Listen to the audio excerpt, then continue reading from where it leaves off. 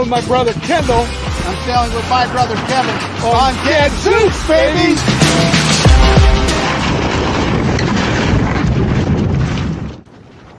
This video was taken from Race 3 of the 2025 Commodore Decatur Regatta in Decatur, Illinois, May 17, 2025. Winds were 15 to 18 miles per hour with gusts to 25. The video was taken from a 360 tiller-mounted camera aboard Flying Scot 4565 Quicksilver, sailed by Team Gadzooks sailing brothers Kevin and Kendall. The countdown timer in the lower left is the time to the start. Once started, a count-up timer will commence in the upper left. The goal of this video is not to assign blame, but rather to review the rules that apply in this situation, and once the event passes, discuss best sailing practices. We will initially allow the situation to play out in real time with no commentary, then review the situation diagrammatically, and finally comment on best practices.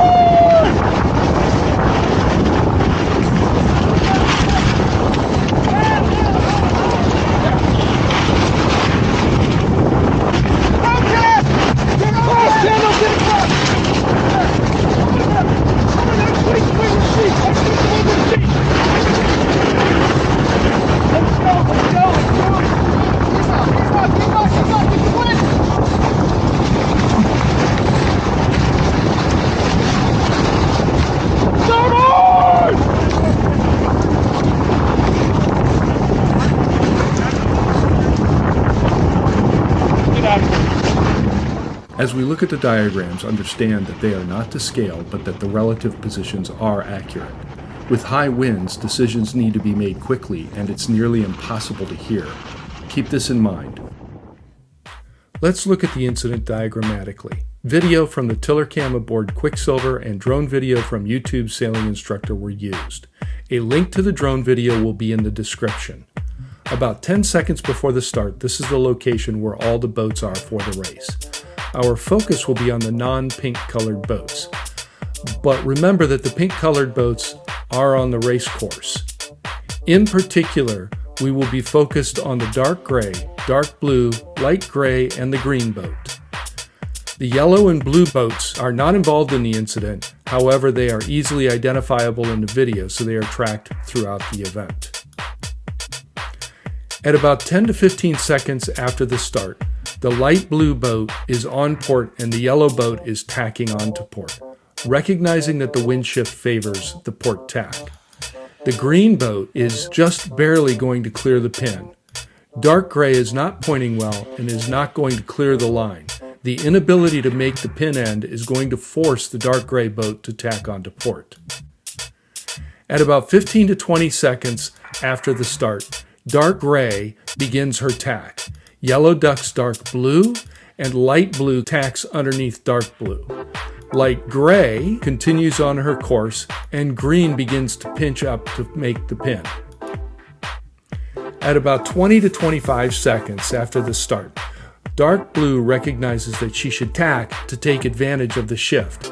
It is not clear if she thinks she can cross or will duck light gray.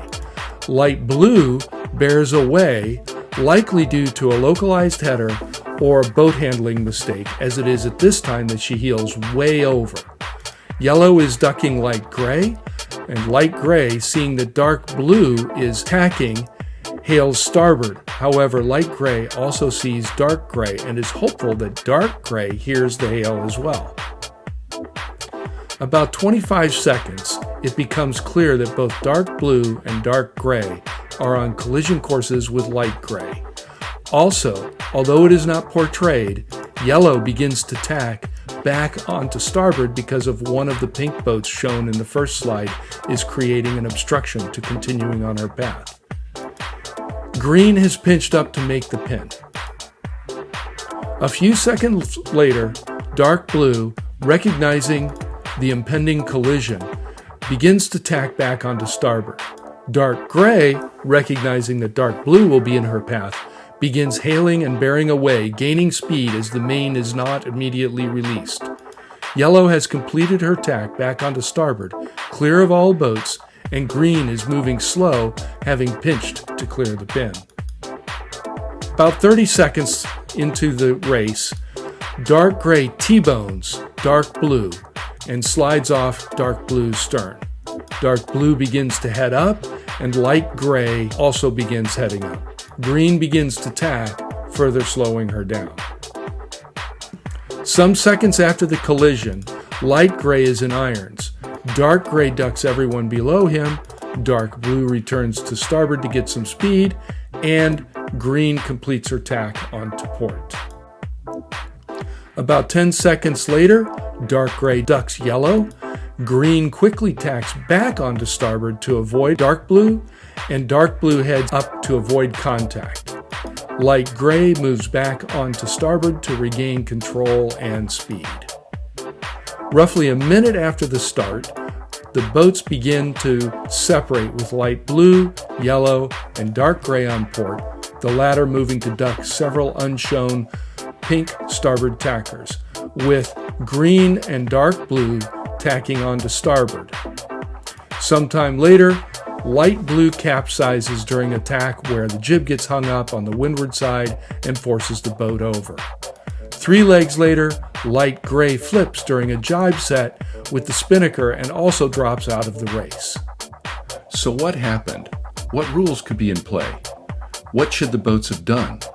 Section A right-of-way rules apply. The preamble to Section A says, a boat has right-of-way over another boat when the other boat is required to keep clear of her. Some of the rules in Sections B, C, and D limit the actions of the right-of-way boat. We'll look at some of those limitations, but the main rule here that applies is Rule 10 on opposite tacks. When boats are on opposite tacks, a boat shall keep clear of a starboard tack boat. Words in italics are defined words. Dark blue was tacking to keep clear of light gray. However, when she tacked, dark blue created a new problem for dark gray. Dark gray did not have to respond until dark blue was fully tacked And she was on a close-hauled course. This is consistent with Rule 13, which says, after a boat passes head to wind, she shall keep clear of other boats until she is on a close-hauled course. During that time, Rules 10, 11, and 12 do not apply. Thus, dark gray does not have to take any action until dark blue's tack is complete, but dark blue cannot tack if she is not able to keep clear of dark gray. That said, light gray is an obstruction to dark blue. Thus, dark blue must follow Rule 19 to deal with the obstruction of light gray. Rule 19.2a is the applicable rule here. A right-of-way boat may choose to pass an obstruction on her port or starboard side. If a right-of-way boat changes course when choosing which side to pass the obstruction, she shall give the other boat room to keep clear. Dark blue is the right-of-way boat over dark gray as she is clear ahead of dark gray. Rule 20 allows dark blue to hail for room to pass the obstruction that is light gray. Rule 20 is lengthy, so will not be reproduced here. However, even if dark blue had hailed dark gray, it is likely she would not have heard the hail. Rule 20.4a discusses what a boat that intends to tack should do in the event hearing is not possible, as it was in this race. When conditions are such that a hail may not be heard, the boat shall also make a signal that clearly indicates her need for room to tack or her response. All of that said, light gray was yelling starboard at both dark blue and dark gray, as both boats were on a collision course with light gray and subsequently yellow. So what would have been a good course of action for these boats? As my friend Amy Smith Linton says, defensive driving, baby! In these conditions, it is critical to look well beyond the boats nearest you. See what other boats 2 or 3 down the line are doing and where they're going. Dark gray's eyes should be looking in this yellow cone. Tactically, dark blue's tack makes sense, but put her in jeopardy with dark gray. Could dark blue have ducked light gray? Probably, but then she would have been on a collision course with yellow, and a subsequent duck would have been necessary. Thus, tacking made good sense for dark blue. Had dark gray been looking downfield, she would have known that light gray was on a collision course with her, and that dark gray would have had to avoid light gray. This would have relieved dark blue of hailing for room to tack, and dark gray then could have borne away sharply to avoid both dark blue and light gray, or dark gray could have tacked underneath both. She had clear room to do so, as there were no other boats in the immediate vicinity. Alternatively, dark gray could have crash tacked under dark blue once dark blue completed her tack. Contact would have likely been made, but the contact would have been much lighter than a T-bone. So what's the moral of the story?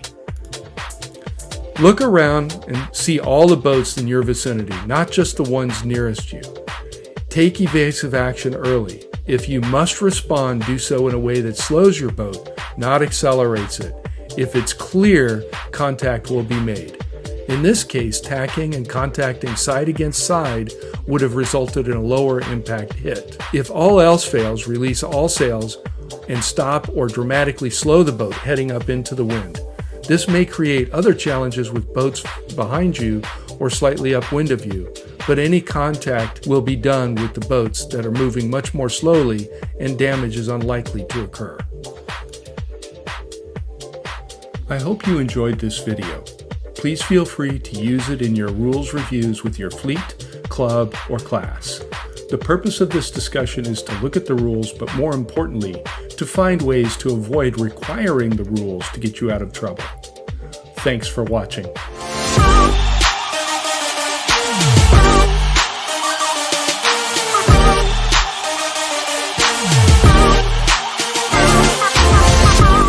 I'm sailing with my brother Kendall I'm sailing with my brother Kevin on Gadzooks, baby!